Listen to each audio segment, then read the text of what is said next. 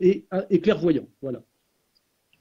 Très bien. Alors, sur la question justement en rapport bien sûr avec ce que vous venez de dire, sur la question des souverainetés, quelle est la position d'Alain Soral? C'est-à-dire, est-ce que la souveraineté, pour vous, serait frontalement opposée à la mondialisation, ou alors à quel type de mondialisation la souveraineté pourrait-elle être un plus ou un rempart? C'est-à-dire, est-ce que la souveraineté est un rempart, doit être un rempart, ou bien est-ce qu'elle doit être un socle ou un tremplin pour une mondialisation qui soit une mondialisation, bien sûr, tout à fait éloignée de ce que nous voyons comme tentative de mise en place, qui sont autant de restrictions aux libertés qui ont été considérablement rognées cette dernière décennie.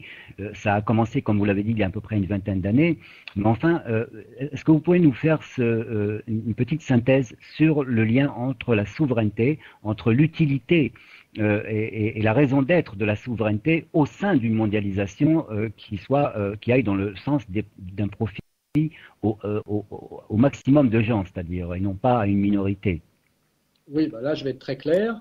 Je suis moi, et d'ailleurs notre mouvement, je suis un nationaliste, c'est-à-dire que je ne crois pas, non seulement je m'oppose au mondialisme, mais je ne crois pas à une autre mondialisation. Je crois aujourd'hui que les nations sont les structures historiques, les seules qui sont encore là, qui nous protègent de la violence mondialiste.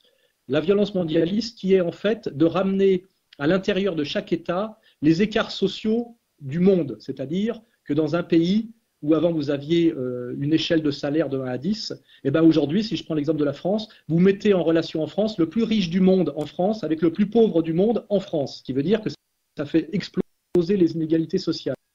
Je crois, moi, qu'on doit s'appuyer sur les nations pour se battre contre la violence mondialiste, qui est un libéralisme intégral et exacerbé, et qu'il n'y a que les nations pour s'opposer à cette violence mondialiste, et que le piège serait de croire à un altermondialisme qui n'a pas de socle concret. Voilà. Et donc, nous, notre slogan, il est très clair, c'est nationalistes de tous les pays, unissez-vous. Sous-entendu, unissez-vous contre le mondialisme et son projet très bien décrit par M. Attali, qui est un projet d'une oligarchie mondialiste, qui est une oligarchie financière, qui dominerait un monde en fait d'ilotes, c'est un monde d'individus consommateurs, coupés de toute racine et de toute solidarité nationale, et même si on peut d'ailleurs religieuse, culturelle, philosophique, à moins d'être totalement livré au marché. Voilà. Et ça, c'est le projet mondialiste très clairement décrit par M. Attali. Je crois que c'est le projet mondialiste auquel travaille le nouvel ordre mondial et ce qu'on peut appeler l'oligarchie mondialiste, c'est-à-dire l'addition de toutes les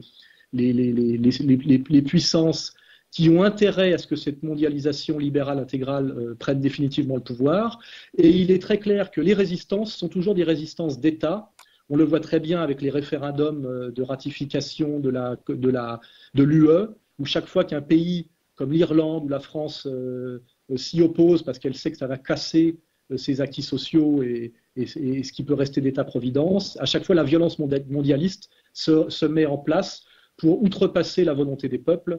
Et je crois bien je suis certain que le mondialisme, que je ne confonds pas d'ailleurs avec la mondialisation, qui est un processus techno-scientifique un peu inéluctable, le mondialisme est un projet de violence et de domination favorable aux oligarchies et systématiquement défavorable au peuple. Voilà. Merci Alain Soral. Est-ce qu'on peut penser que finalement l'alternative à ce mondialisme que vous venez de qualifier vous-même ne serait pas justement une mondialisation des civilisations, c'est-à-dire une réémergence des civilisations, puisque vous avez parlé de la nation, vous êtes nationaliste, donc on suppose que le socle c'est la culture, ce sont les identités. Ce n'est pas le communautarisme, bien sûr, mais ce sont quand même les identités qui font justement la diversité à l'intérieur d'une nation, mais qui font aussi sa richesse et qui font finalement la synthèse de ce que peut être une nation. Mais d'autres nations aussi peuvent se regrouper pour, disons, préfigurer une civilisation. Je pense à l'Asie, je pense à l'Amérique latine, je pense au monde musulman.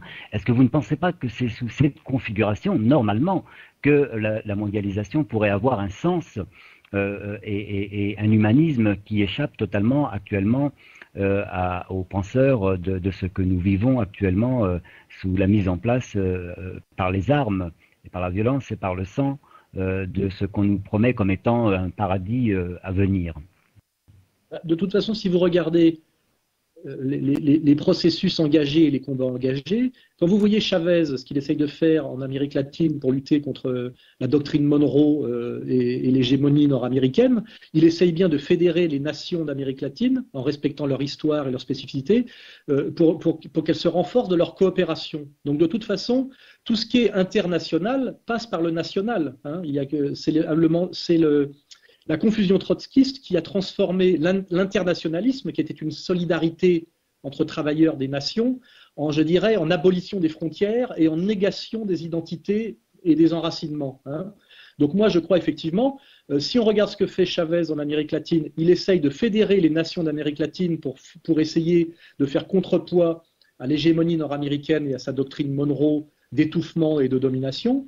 Et si on comprend bien la géopolitique qu'essaye de mettre en place M. Ahmadinejad, on voit bien aussi qu'il essaye de créer un pôle fort et pour essayer de fédérer une résistance qui serait celle du monde islamique à la tentative de destruction ou de redécoupage du Moyen-Orient selon les intérêts également nord-américains, qui ont beaucoup à voir d'ailleurs avec les questions énergétiques et avec les questions d'empêcher l'émergence d'une puissance eurasiatique.